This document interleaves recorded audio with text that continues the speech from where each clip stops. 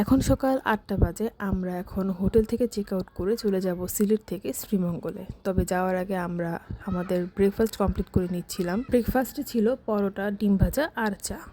এই তো আমরা এখন শ্রীমঙ্গল যাওয়ার উদ্দেশ্যে বাসে উঠে পড়েছি। কিছুক্ষণের মধ্যেই বাস ছেড়ে দিয়েছে। প্রায় 2 ঘন্টার মধ্যে আমরা শ্রীমঙ্গল পৌঁছে যাই এবং আমরা একটি সিএনজি হায়ার করি। প্রথমে একটি রিসোর্টে ওঠার পরিকল্পনা থাকলেও পরবর্তীতে আমরা সিদ্ধান্ত নিই আমরা সারাদিন শ্রীমঙ্গল ঘুরবো এবং রাতে বাড়ি ফিরে আসব। এত সুন্দর রাস্তাঘাট, রাস্তার দুই পাশে চা বাগান, মনে হচ্ছিল সময়টা যেন আরও স্লো হয়ে যায়, সময় যেন তার নিয়মের থেকে আরও ধীর গতিতে চলে। কিন্তু কি আর করার, সময় তো তার নিয়ম অনুযায়ী চলবেই। এই যে শ্রীমঙ্গলের বিখ্যাত আনারসে দেখা পেলাম আর নেমেও পড়লাম খাওয়ার জন্য। আনারস অনেক মজা, অনেক মিষ্টি ছিল, কিন্তু আমরা যেমন সচরাচর শুনে আসি শ্রীমঙ্গলে আনারসের দাম অনেক কম, অনেক সস্তা, ব্যাপারটা এরকম না, বেশ ভালোই দাম ছিল। আনারসের দাম এত বেশি কেন এটা জানতে চাইলে তারা বলে এখন নাকি আনারসের সিজন না, তাই দাম বেশি। আমরা এখন চলে এসেছি লাউয়াছড়া জাতীয় উদ্যানে। রাস্তার ওই পারে অনেক বানর ছিল, পুরা বানরের ফ্যামিলি, এত ছোট ছোট কিউট কিউট সুন্দর সুন্দর বানর ছিল। টিকিট কাউন্টার থেকে টিকিট কিনে আমরা এখন জাতীয় উদ্যানের ভিতরে যাচ্ছি। একদম সরু রাস্তা আর দুই পাশে পুরো ঘন জঙ্গল, আর আমরা যখন যাচ্ছিলাম তখন মানুষজন একদম কম ছিল।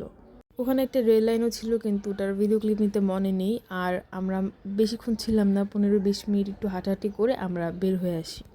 জাতীয় উদ্যানের পাশে অনেক বড় একটা জায়গা জুড়ে অনেক দোকান রয়েছে, সেখানে চা, বিস্কিট, তারপর ঝালমুড়ি, ফুচকা, ফল টল অনেক কিছু পাওয়া যায়। সেখান থেকে আমরা ডাব খাচ্ছিলাম। ওই যে ওখানে বানর লাফালাফি করছে, ওদেরকে যদি খাবার দেওয়া হয় তাহলে ওরা কাছে আসে, কিন্তু আবার যদি মোবাইল, চশমাগুলো নিয়ে টানাটানি করে, এর জন্যই ভয় আর বানরের কাছে যায়নি। সুন্দর রাস্তাঘাট দেখতে দেখতে, চারদিকে সৌন্দর্য উপভোগ করতে করতে আমরা চলে যাচ্ছি আমাদের প্রথম টি গার্ডেনে। আমরা এখন আছি মাধবপুর টি এস্টেটে। টিকিট কিনে নিয়ে আমরা চা বাগানের ভিতর ঢুকে পড়লাম। এখন আমরা এই চা বাগানের সবচেয়ে উঁচা জায়গাটায় আছি, আর এই উঁচা জায়গায় উঠতে আমার অবস্থা একদম খারাপ হয়ে গিয়েছে। এত সুন্দর ভিউ দেখে আসলে এত কষ্ট করে উপরে ওঠাটা সার্থক। ওই যে অনেক দূরে উঁচা উঁচা পাহাড় দেখা যাচ্ছে, ওটা ইন্ডিয়ার ত্রিপুরা। বেশ কিছুক্ষণ ঘোরাঘুরি করে আমরা একটি দোকানে আসি কিছু খাওয়ার জন্য, আর অনেক স্পেশাল একটা জিনিস খাই, আর সেটা হচ্ছে চা পাতা ভর্তা। পেঁয়াজ, কাঁচা মরিচ, লেবু কুচি কুচি করে কাটে, তারপর সেখানে চানাচুর দেয়, তারপর কচি চা পাতা একদম কুচি কুচি করে কাটে, তারপরে সব কিছু মগে নিয়ে লবণ আর কিছু মশলা দিয়ে ভালোভাবে মিশিয়ে নেয়। এই তো তৈরি হয়ে গেল মজাদার চা পাতা ভর্তা। এটা টেস্ট নর্মাল চানাচুর মাখার মতো, শুধু একটু চা পাতার সুন্দর গন্ধ পাওয়া যায়। আমরা এখন এই দোকানে এসেছি ঝালমুড়ি খাওয়ার জন্য আর সাথে শরবত।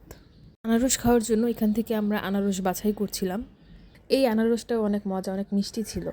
এটা হলো মাধবপুর লেক। এই লেকে এত সুন্দর সুন্দর বেগুনি কালার শাপলা ফুল ফুটেছিল। আনারস বিক্রেতা ভাইয়াটা আমাকে 2টা শাপলা ফুল তুলে এনে দেন।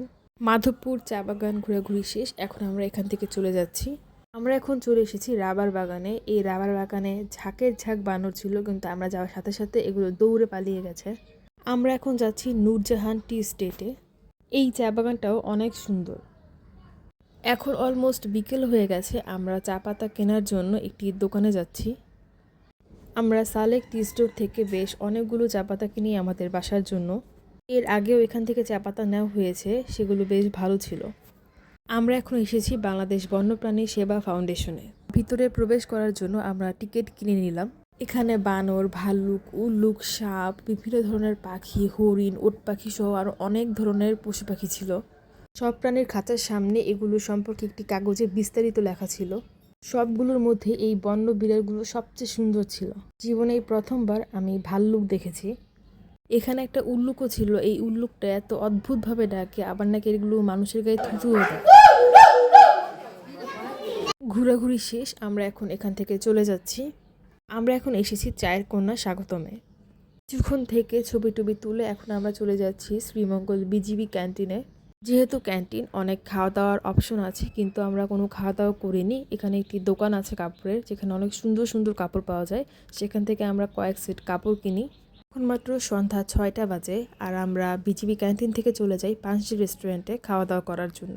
আমরা দুজনেই নিয়েছিলাম চিকেন বিরিয়ানি, সাথে ছিল বুরহানি। খাওয়া দাওয়া শেষ করে আমরা বেশ কিছুক্ষণ বসেছিলাম, কারণ আমাদের বাস রাত 11:30টার সময়। মাত্র রাত 9টা বাজে। আমরা এখন বসে বসে অপেক্ষার প্রহর গুনছি, কখন বাস আসবে, কখন বাস আসবে। অবশেষে রাত 11:45-এ বাস আসলো এবং আমরা আমাদের বাড়ির উদ্দেশ্যে যাত্রা শুরু করলাম। হ্যাঁ, সমাপ্তি ঘটলো আমাদের ভ্রমণ যাত্রার। হাজার হাজার সুন্দর মুহূর্ত, সুন্দর স্মৃতি সাথে নিয়ে ফিরে যাচ্ছি বাড়ি।